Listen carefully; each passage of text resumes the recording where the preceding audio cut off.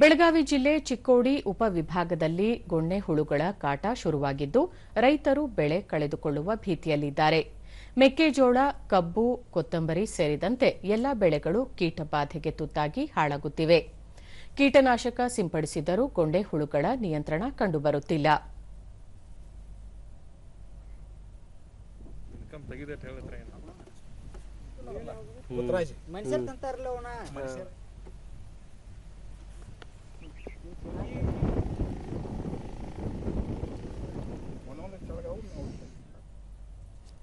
ದೂರದರ್ಶನದೊಂದಿಗೆ ರೈತ ಮಂಜುನಾಥ್ ಪರಗೌಡ ಗೊಣ್ಣೆ ಹುಳುಗಳ ನಿಯಂತ್ರಣಕ್ಕೆ ಕೃಷಿ ಅಧಿಕಾರಿಗಳ ಗಮನಕ್ಕೆ ತಂದರೂ ಯಾವುದೇ ಪ್ರಯೋಜನವಾಗಿಲ್ಲ.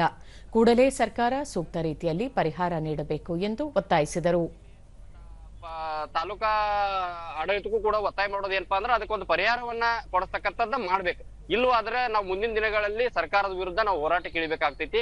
ಮತ್ತ ರೈತರನ್ನ ಉಳಿಸ್ತಕ್ಕಂಥ ಕೆಲಸವನ್ನ ಮಾಡ್ಬೇಕಂತ ನಾನು ಈ ಮಾಧ್ಯಮದ ಮುಖಾಂತರ ಸರ್ಕಾರ. ಸಹಾಯಕ ಕೃಷಿ ನಿರ್ದೇಶಕ ಡಿಬಿ ಚೌಹಾಣ್, ಗೊಣ್ಣೆ ಹುಳು ಕಂಡುಬಂದ ಪ್ರದೇಶಗಳಲ್ಲಿ ವಿಜ್ಞಾನಿಗಳ ಜೊತೆಗೂಡಿ ಪರಿಶೀಲನೆ ನಡೆಸಲಾಗಿದ್ದು ಅದರ ನಿಯಂತ್ರಣಕ್ಕೆ ರೈತರಿಗೆ ಸೂಕ್ತ ಸಲಹೆ ನೀಡಲಾಗುತ್ತಿದೆ ಎಂದು ತಿಳಿಸಿದರು. ಅದರಂತೆ 7.5 kg ಪ್ರಿಪ್ರೋನಿಲ್ ಹರಳು ಇದು ಕಬ್ಬಿನ ಗದ್ದೆಯಲ್ಲಿ ಸಾಲಿನಲ್ಲಿ ಹಾಕುವುದರಿಂದ ಇದರ ಬಾಧೆಯನ್ನು ಕಡಿಮೆ